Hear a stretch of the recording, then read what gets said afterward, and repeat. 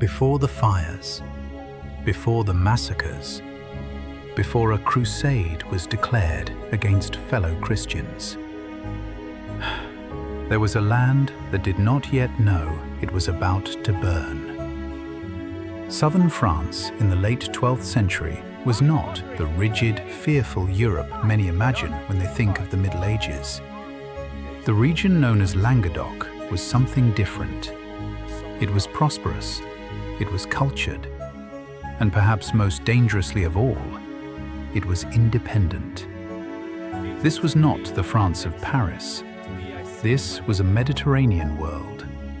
Trade ships connected its ports to Spain, Italy, and the wider sea. Markets were filled with fabrics, spices, and ideas. Poetry flourished. Troubadours traveled from court to court, singing of love, honor, and philosophy. The Occitan language echoed through castle halls. Not the northern French dialect of kings, but a language with its own rhythm and identity. The nobility here did not always bow quickly to distant authority. Local lords, the Counts of Toulouse, the Troncavel family, the Viscounts of Béziers and Carcassonne, ruled with considerable autonomy. The French king's power in this region was weak, and though the Catholic Church had influence, it did not dominate daily life with the same intensity seen elsewhere in Europe. In Languedoc, Jews, Catholics, and dissenting Christians often lived side by side. Tolerance was not perfect, it was not modern, but it existed. And in this environment, an alternative vision of Christianity began to flourish. They were called the Cathars. The origins of the Cathars remain debated by historians. Some trace their ideas to older dualist traditions from Eastern Europe and the Balkans.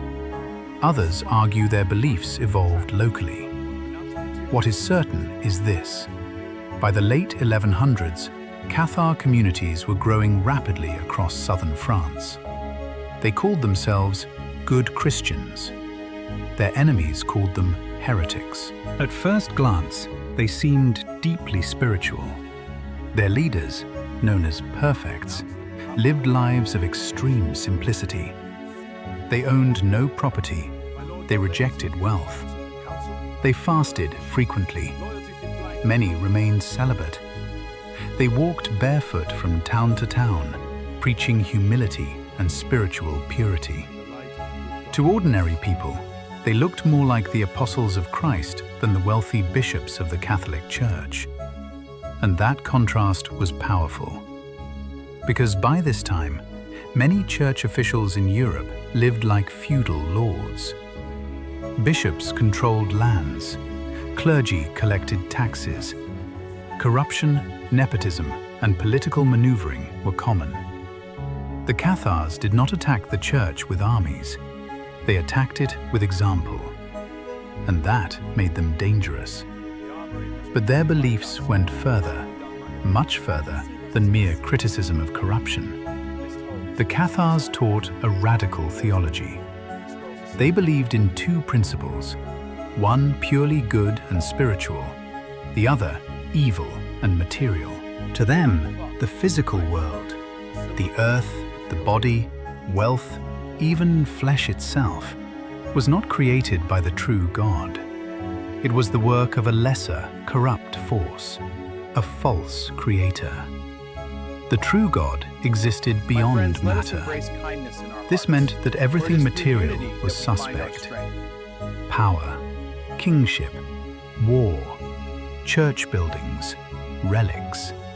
Even the crucifix, a symbol of physical suffering, was rejected by many Cathars. If the material world was a prison, then salvation meant escape. And the Catholic Church, with its hierarchy, wealth, and political entanglements, was not the path to salvation. It was part of the prison. At first, Rome responded cautiously. Heresies had appeared before. Most were suppressed through preaching, debate, or limited punishment. But Languedoc presented a different challenge. Here, The Cathars were not isolated radicals hiding in forests. They were protected. Some local nobles did not become Cathars themselves, but they tolerated them. They allowed them to preach. They sheltered their perfects. Some even had family members who converted. To the papacy, this was not merely a theological disagreement. It was defiance. And defiance, if left unchecked, could spread. By the late 12th century, concern in Rome was growing. The Cathars were organized. They had bishops of their own. They held ceremonies. They performed the consolamentum, a spiritual baptism believed to cleanse the soul completely. This was no small fringe movement. It was a parallel church, and to medieval Catholic authority, there could be no parallel. There could only be one truth, one hierarchy, one path to salvation. Languedoc was beginning to look like a crack in the unity of Christendom, and cracks, in an age of faith, were terrifying. Rome would soon try persuasion. When that failed, it would turn to something far more destructive. To understand why war came to southern France, we must understand why the Cathars frightened the most powerful religious institution in Europe. This was not simply disagreement. It was existential threat. The Cathar worldview was built on radical dualism. They believed that two opposing forces shaped existence: a good, spiritual God and an evil force responsible for the material universe. To Catholic theologians, this was blasphemy. The Church taught that God created the world and declared it good. The Cathars claimed the world was corrupt by design. Where the Church celebrated the Incarnation, God becoming flesh in Christ, the Cathars rejected the idea that Christ truly took on material form. Some believed he only appeared human. Where the Church upheld the sacraments, baptism, communion, marriage, the Cathars dismissed most of them. They had only one true sacrament, the consolamentum. This ritual, usually given near death, was believed to purify the soul completely, freeing it from the cycle of rebirth in the corrupt physical world. Yes, many Cathars believed in reincarnation. A soul trapped in matter would be reborn again and again until purified. This idea alone separated them sharply from Orthodox Christianity. But theology was only part of the problem. The greater issue was moral authority. Cathar perfects lived in poverty. They ate little. They traveled constantly. They preached peace and rejected violence. In a feudal world built on warfare and hierarchy, they stood apart. Common people noticed. When villagers saw a barefoot perfect beside a richly dressed bishop, comparisons were inevitable. The Church feared not just heresy, but embarrassment. And embarrassment in a world of spiritual competition could weaken loyalty. Enter one of the most powerful popes of the Middle Ages, Pope Innocent III. Elected in 1198, Innocent III believed deeply in papal supremacy. To him, the Pope was not merely a spiritual guide, but the ultimate authority over Christian rulers. He had already called crusades to the Holy Land. He intervened in royal disputes across Europe. He excommunicated kings. And now, he faced a growing spiritual rebellion inside Europe itself. At first, Innocent chose diplomacy. He sent legates and preachers into Languedoc to debate the Cathars. Among them were members of new reform movements within the Church, men who tried to match Cathar simplicity with genuine humility. One of these missionaries would later inspire the Dominican order. But persuasion was slow, and results were minimal. Local nobles often resisted interference. Some felt Rome was overreaching, Others simply valued regional autonomy. Tension increased. Letters were exchanged. Warnings were issued. Threats of excommunication loomed over southern lords. But still, Catharism survived. Then, in 1208, everything changed. A papal legate named Pierre de Castelnau was murdered after a confrontation with the Count of Toulouse. Though direct responsibility was never definitively proven, suspicion fell on southern leadership. For Innocent III, this was the final insult. A representative of the Pope had been killed. Now the issue was no longer just theology, it was authority. And authority, once challenged openly, demanded response. In 1209, something unprecedented happened. A crusade was called, not against Muslims in Jerusalem, but against Christians in France. The Albigensian Crusade had begun, and southern France would never be the same again. What began as debate was about to become war. In January 1208, on the banks of the Rhône River, a single blade changed the fate of southern France. Pierre de Castelnau, papal legate, reformer, envoy of Rome, lay dead. He had spent months pressuring Raymond VI, Count of Toulouse, to suppress heresy within his lands. Excommunication had followed. Negotiations had soured. Tempers had risen. And then, as the legate prepared to return north, he was attacked and killed by a knight believed to be connected to Raymond's court. Whether the Count directly ordered the murder remains uncertain, but certainty was not required. For Pope Innocent III, the message was clear. Papal authority had been openly defied. This was no longer a theological debate, it was rebellion. Within months, Innocent issued a call to arms, not to Jerusalem, not to defend pilgrims in distant lands, but to march against Christians in France. The promise was irresistible. Any noble who joined the campaign would receive the same spiritual rewards as crusaders to the Holy Land: remission of sins, protection of lands, and eternal merit. But there was something more: land. Southern France was wealthy, its cities prosperous, its nobles independent and often politically fragmented. For ambitious northern knights, this crusade offered not only salvation, but opportunity. The French crown itself moved cautiously at first. King Philip II did not formally lead the expedition, but many northern barons saw advantage in expanding influence southward. Religion became the banner. Power marched beneath it. In the spring of 1209, thousands gathered.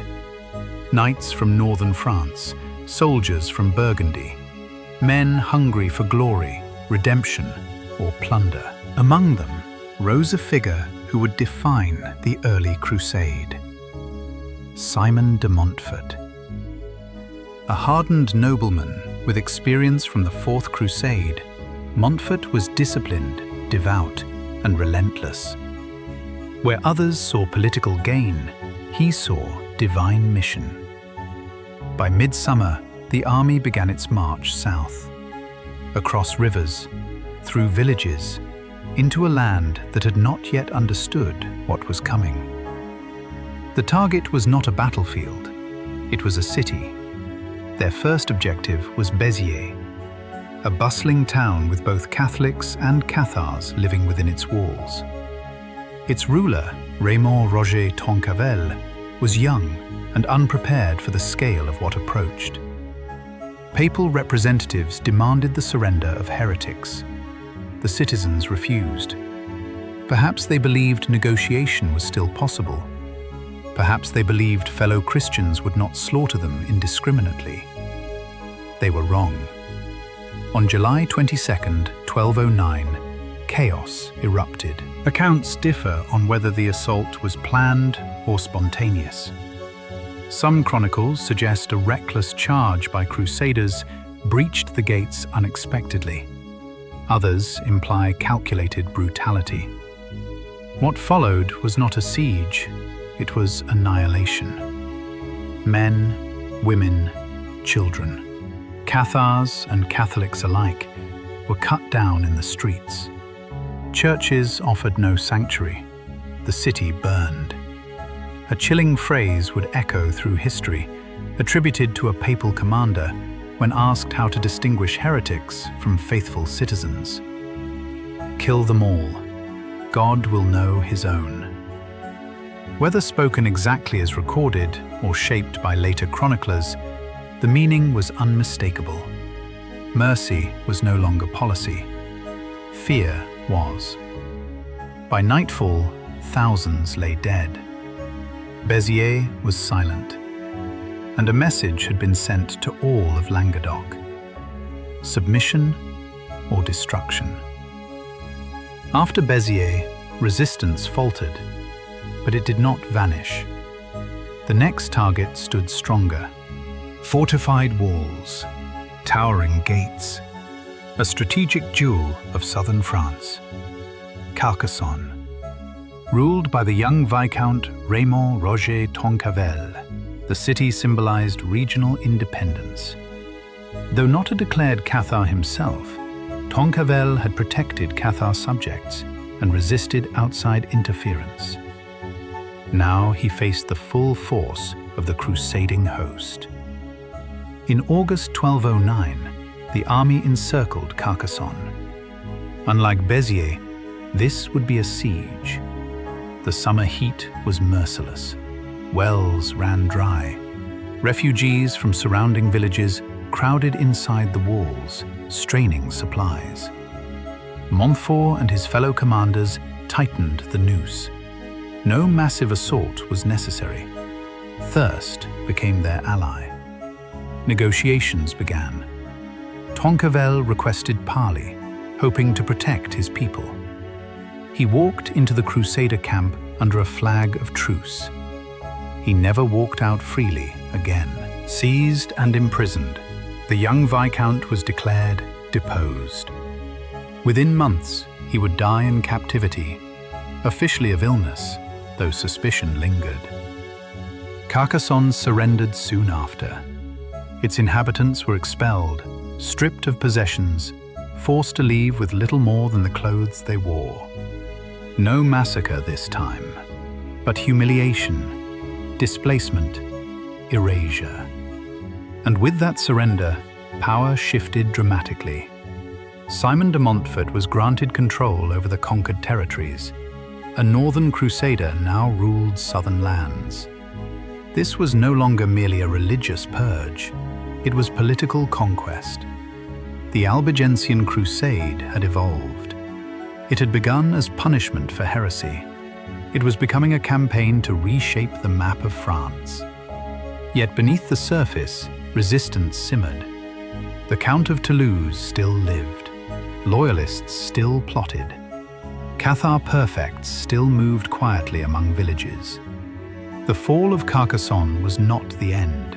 It was the beginning of a long, grinding war. A war not only of swords and sieges, but of identity. Northern against southern. Central authority against regional autonomy. One vision of Christianity against another. And as Montfort consolidated power, one truth became clear. This crusade would not end quickly. It would consume decades, and it would change France forever. The fall of Carcassonne did not bring peace, it brought occupation. With Raymond Roger Tonquavel dead and his lands confiscated, Simon de Montfort stood as the new master of territories he had never known before 1209. A northern noble ruling a southern land. But conquest on parchment is not the same as control in reality.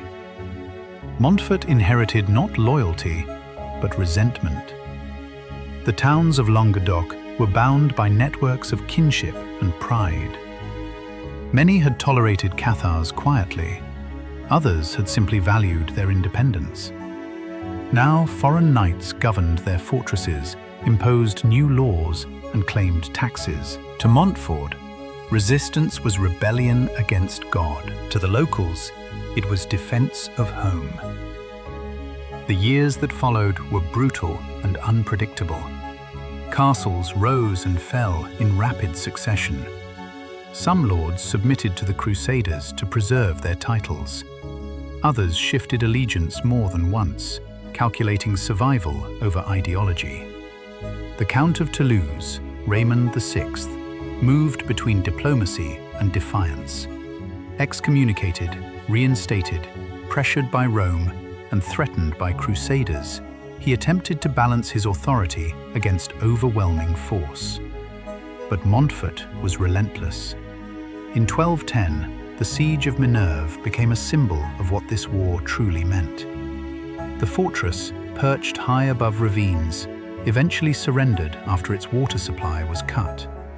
The defenders were given a choice: renounce Cathar belief or face execution. Many refused. Hundreds were burned in a mass execution, walking into the flames rather than abandon their faith. The message was unmistakable. This was not merely territorial war. It was purification by fire. More towns fell. Lavaux, Termes. Castles once thought unassailable were starved into submission. Prisoners were blinded. Some were mutilated and sent back as warnings. Entire communities were uprooted. Fear traveled faster than armies. But fear does not always guarantee obedience. By 1212, Montfort had carved out a vast domain, yet rebellion flickered constantly. The terrain of southern France, hills, forests, fortified towns, favored insurgency. Local fighters knew the land intimately. The Crusaders controlled walls. The locals controlled memory. And memory fuels resistance. As the campaign stretched on, exhaustion set in. This was no short holy war. It demanded constant garrisons, constant vigilance, constant bloodshed. Some northern knights returned home once their vows expired. Others stayed, drawn by land grants and rising influence. Montfort, however, did not waver. In 1213, a dramatic confrontation shifted the conflict's scale. The King of Aragon, Peter II, a powerful ruler with influence over parts of southern France, intervened. Though loyal to Rome in other matters, he opposed Montfort's expanding dominance. Regional politics had grown too complex to ignore. The two forces met at the Battle of Muret. Against expectation, Montfort's smaller army achieved a decisive victory. King Peter II was killed on the field. It was a shock that reverberated beyond France. Montfort's authority now seemed unstoppable. But dominance in battle is not the same as permanent control. Beneath the surface, opposition hardened. And soon, the war would enter a new phase. One defined not by expansion, but by survival. By 1215, Simon de Montfort stood at the height of his power. He had been recognized as Count of Toulouse. Church councils validated his authority. Large portions of Languedoc were under Crusader administration. From the outside, it appeared that the rebellion had been crushed, but power imposed from outside is rarely secure. The citizens of Toulouse had not forgotten their own count, nor had they accepted foreign rule in their hearts. When Raymond VI and his son Raymond VII regrouped and returned to reclaim their lands, they found something crucial.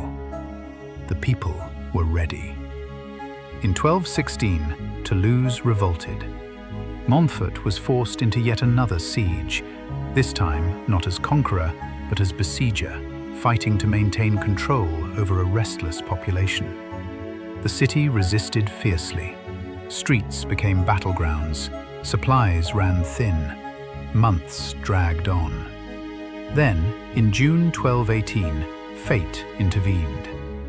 During the siege, Simon de Montfort was struck by a stone projectile launched from a siege engine, reportedly operated by women inside the city. The impact crushed his skull. The Crusade's most formidable commander was dead. His body was carried away from the walls he had tried to dominate, and suddenly, the momentum shifted. Montfort's death did not end the crusade, but it fractured its certainty. Leadership passed to his son, Amaury de Montfort, who lacked his father's authority and reputation. Southern resistance intensified. Towns previously subdued saw opportunity in renewed struggle. The conflict no longer felt like inevitable conquest. It felt uncertain. Meanwhile, the French crown began to observe more closely. What had begun as a papal crusade now presented a different possibility: direct royal expansion. The weakening of Montfort's hold created a vacuum, and vacuums attract kings. By the early 1220s, the struggle had transformed yet again. This was no longer solely about rooting out Cathars. It was about the future of southern France. Would it remain semi-independent under local dynasties? Or would it be absorbed into a centralized kingdom under northern control? The Crusade's religious banner still waved, but behind it, the map of France was being redrawn. The next chapter would not be defined by one crusader's ambition. It would be shaped by the power of a crown. And when kings commit to conquest, wars rarely shrink, they expand. By the 1220s, it had become clear that the Albigensian Crusade could no longer rely solely on crusader knights from the north. Local resistance was resilient, and southern nobles were regaining confidence. The French crown, recognizing both the strategic importance and the opportunity, stepped decisively into the conflict. King Louis VIII of France saw in Languedoc not only a chance to enforce orthodoxy, but also to extend royal authority into lands long semi-independent. The king's personal involvement transformed the crusade from a papal punitive expedition into a campaign of centralized power. Royal armies were larger, better equipped, and coordinated more efficiently than the mercenary forces of Montfort. With the king's intervention, the focus shifted from isolated sieges to coordinated occupation, consolidating captured towns and systematically eliminating pockets of resistance. Meanwhile, Cathar communities faced increasing peril. The Inquisition, already forming in some regions, began to move decisively against heretics. Local lords who had once protected or tolerated Cathars found themselves pressured to choose between loyalty to Rome and loyalty to their neighbors. Some abandoned the Cathars, others quietly resisted. The Treaty of Paris in 1229 marked a turning point. Raymond VII of Toulouse, son of the excommunicated count, was forced into submission. The treaty imposed strict conditions. Raymond had to swear fealty to the French crown. Lands previously autonomous were now under direct or indirect royal control. Marriage alliances were imposed to solidify northern influence. And above all, he had to pledge to suppress heresy within his domain. In effect, southern France was no longer a semi-independent region. It had become integrated into the growing French kingdom. But the Cathars themselves were not finished yet. Despite political subjugation, many fled to remote castles and fortresses, seeking refuge in the mountains, forests, and isolated strongholds of Languedoc. The The war had entered a new phase: systematic elimination rather than chaotic conquest. The age of castles as sanctuaries was about to meet its cruel test. If Carcassonne had been a warning, Montségur was the ultimate challenge. Perched atop a steep mountain in the heart of the Pyrenees, the fortress of Montségur became the final refuge for Cathar perfects and loyal followers. Here, the ideals of the faith, the courage of the persecuted, and the hope of survival converged into a defiant last stand. By 1243, the French crown and papal forces, now experienced in siege warfare and backed by the Inquisition, arrived to end this lingering resistance. Supplies for the defenders were scarce. The walls of Montségur, though formidable, could not hold indefinitely against cannon, catapults, and starvation. Negotiation was attempted, but compromise was impossible. Montségur's inhabitants refused to renounce their faith. Hundreds of perfects, men and women who had dedicated their lives to purity and spiritual discipline, chose conviction over life. After a siege that lasted nearly 10 months, the fortress surrendered in March 1244. The consequences were devastating. Over 200 Cathars, men and women alike, were burned in a mass execution at the foot of the mountain. Survivors who had hidden or fled were relentlessly hunted in the years that followed by inquisitors.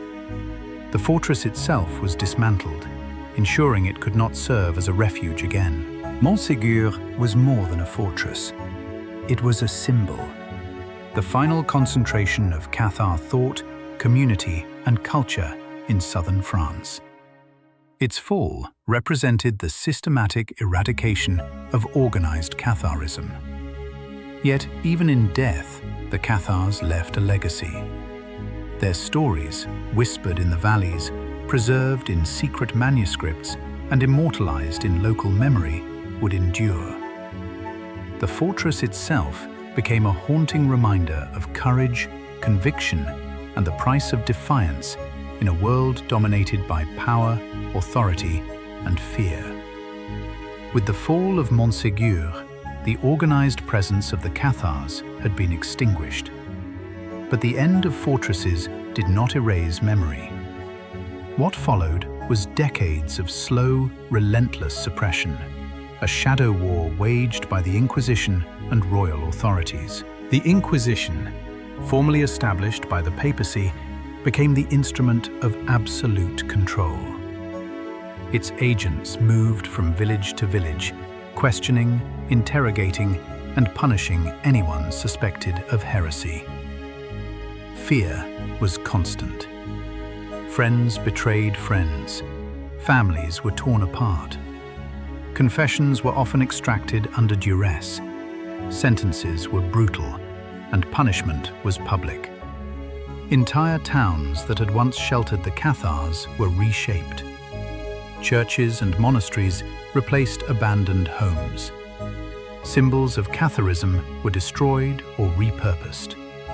Occitan language and culture, already distinct from northern France, were increasingly suppressed as the crown imposed northern laws, customs, and political oversight. Yet the Cathars left a mark that could not be burned. Their ideals, stories, and reputation for moral integrity persisted.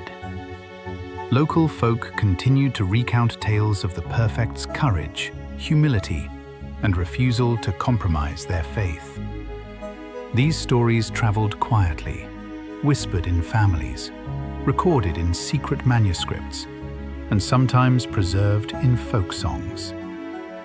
The war had accomplished more than punishing heresy. It reshaped Languedoc entirely. The northern French crown extended its authority, solidifying a centralized monarchy that would endure for centuries. But the cultural cost was immense.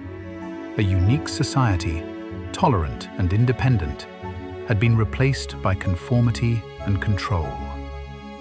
The Cathars, though defeated physically, became immortal in legend. They came to symbolize resistance to tyranny, the power of conscience, and the perilous tension between belief and authority. The story of the Cathars does not end with fire and conquest. It endures in reflection, in the haunting question of what it means to live according to principle in a world governed by power. Historians have debated for centuries.